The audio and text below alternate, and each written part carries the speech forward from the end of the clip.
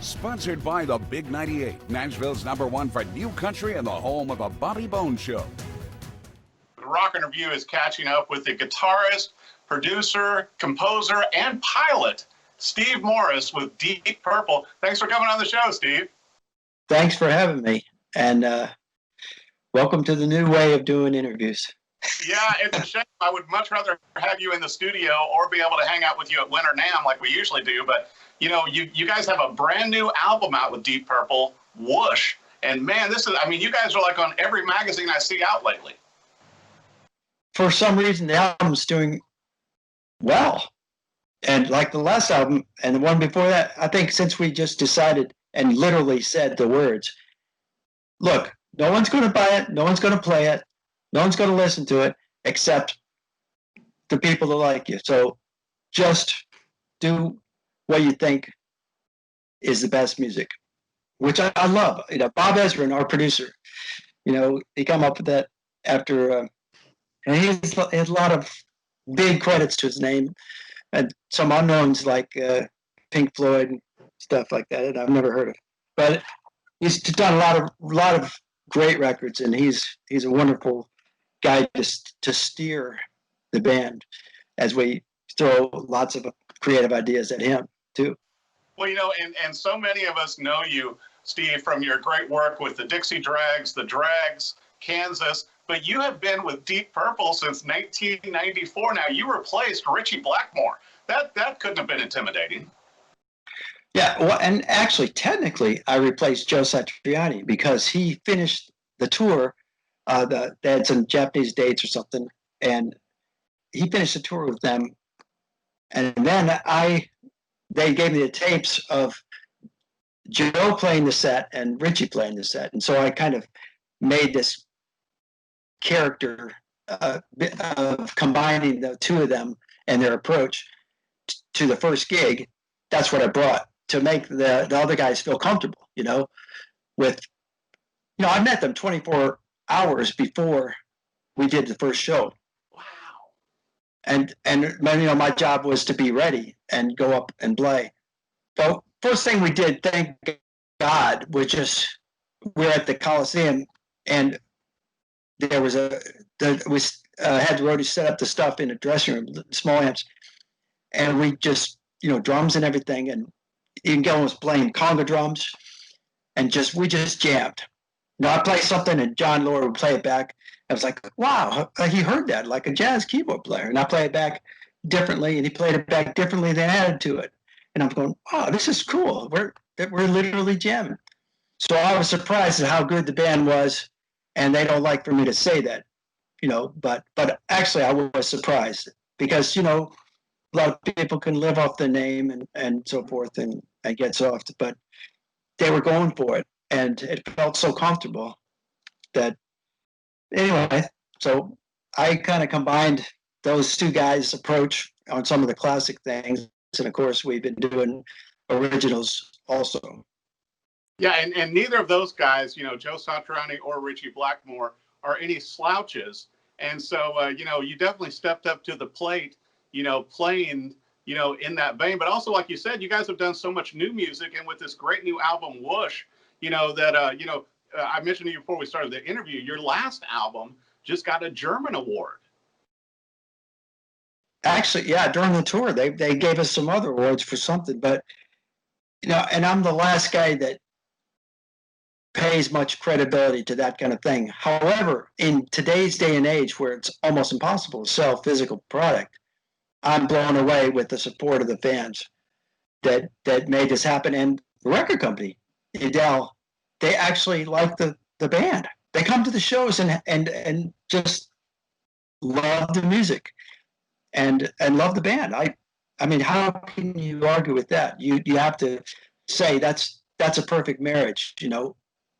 And you know, and I came, you know, when I was doing my own band, the record company was kind of tolerating the band, and at best, you know. Although Phil Walden, he loved the Dreggs, but we've seen it all over the place, and in the most difficult time to sell a physical product in history, I think it's really a tribute to the record company that they made that happen. Well, And of course the fans. Yeah, definitely. And with this new album, Whoosh, listening to the whole album, it's really, you can hear the nod back to the original Deep Purple, which started, back in 1968. Huge body of work, but also it's some heavy songs. It's hook driven, and some of it sounds very modern song wise. Like probably one of my favorite songs on there is "Throwing My Bones." But it's like there's just great songs in general, and really your guitar work, the organ work, everything. Well-crafted songs. Well, thanks. I love the fact that, like I said, the opening statement was just don't try to be anything except, what everybody in this room likes, and by extension, the people that are fans, we hope will like it as much as we do. And I don't know. That's always a much better approach to start with than, well, the hits are in this style, and we need a power ballad or whatever.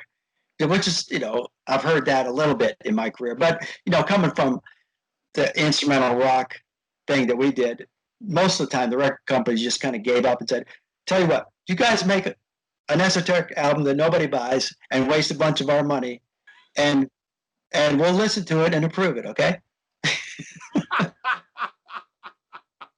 Well, it's so funny too. I mentioned earlier to where, you and I first met in the early 1980s when you flew in your own airplane into Cape Girardeau, Missouri, and did a clinic for Ernie Ball at Keys Music. And, and at that time, you were kind of like going, well, I don't know if I'm going to be, a pilot full time or stick with the music. And obviously you chose the music wisely. Well, I did become a commercial pilot. I actually got a job at a time it was difficult to get and wore a uniform and did that for about 6 months. And Bob wanted me to come back into music. Some other people did too. I'd already pretty much quit Kansas, after our second album and was, cut my hair, was doing the, flying the line. But one time I came back from work and Gary Rossman from Lynyrd Skynyrd was on the phone and said, Steve, we're playing. We got back together like we were talking about. I said, awesome. That's great, because we did some touring when Boston Collins was opening for Kansas on some gigs, and we became friends. So anyway, Gary says, bring your guitar, man.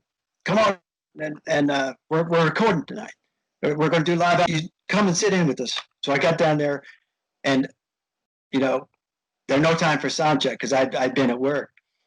I walk up on stage, an amp I've never seen before, and all right, 1, 2, 3, and I don't, and suddenly we're playing "Give Me Back My Bullets," and it's just like Purple. The groove is so deep and so massive, and so like sitting in an easy chair, even as uncomfortable as I was being in that situation. The Omni packed. Lynyrd Skynyrd is back for the first time since the plane crash. This is what it was. With Johnny Van Zant singing instead of Ronnie, and we had oh man, it was such a welcome back. Mm-hmm. I felt like, wow, I learned some lessons as a man, that every business has its parts that you don't like and that you want to escape from, but every business. So you have to accept some of the things you don't like, even to do what you love. And so I came back to music as a result. Well, you guys are so interesting with all, with like you said, with the Cume musical talent that all of you have together in Deep Purple. But, to be able to bring out new music like this that is so fresh and new, you guys were, on all of the magazines and everything. The Spaceman on the album is like everywhere. And I'm seeing all these videos and posts where, even the music stores that are open and with the vinyl, and I know you guys are offering them in a vinyl and a special media pack. The Spaceman is everywhere, Steve. Maybe an influence of mine from being being in flying colors, where we had the man being blown apart by the music sculpture on our album cover, but I really wanted to see, with the name Whoosh, having to do with lots of things. You can interpret it as that's the length of time we have on this earth as humans, or here today, gone, the next second, or just the way some things come and go. And I wanted to see it dissolve, and they did it in some of the videos and in the some of the artwork where they had the spaceman, slowly dissolving into, ashes to ashes, dust to dust thing. To me, is what it says to me.